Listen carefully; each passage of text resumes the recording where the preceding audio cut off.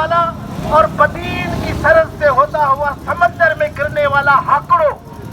اس کا راستہ کھولا جائے۔ جو پران ندی ہے جس نے ہمارے بہت سے علاقوں کو خراب کر رکھا ہے،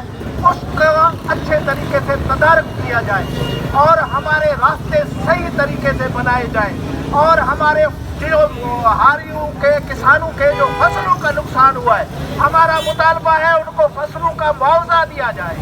اور ان کو کلٹیویشن کے تمام وہ جدید اوزار انسٹرومنٹس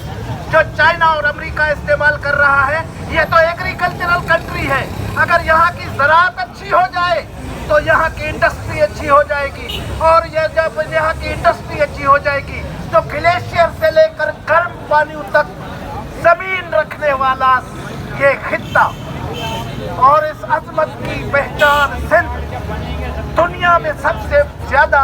اپنا جو ہے اکانومی کے لحاظ سے نام بنا سکتا ہے۔ کیا کمال ہے تمہیں! ان کے حالات، ان کے دکھ،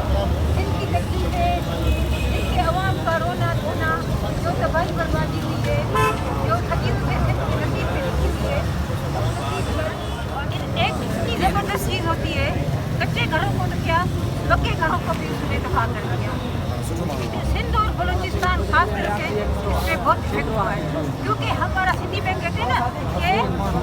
پچھڑی والا علاقہ ہے، تو ہم وہ علاقے ہیں جہاں پر دریا کہاں سے بھی شروع ہو، پانی کہاں سے بھی شروع ہو، مگر ادھر گاہ یہاں سے اٹھ کے، اور یہاں پر جیسے کہ شہروں میں چائنا کٹنگ ہوئی ہے، اس طرح سے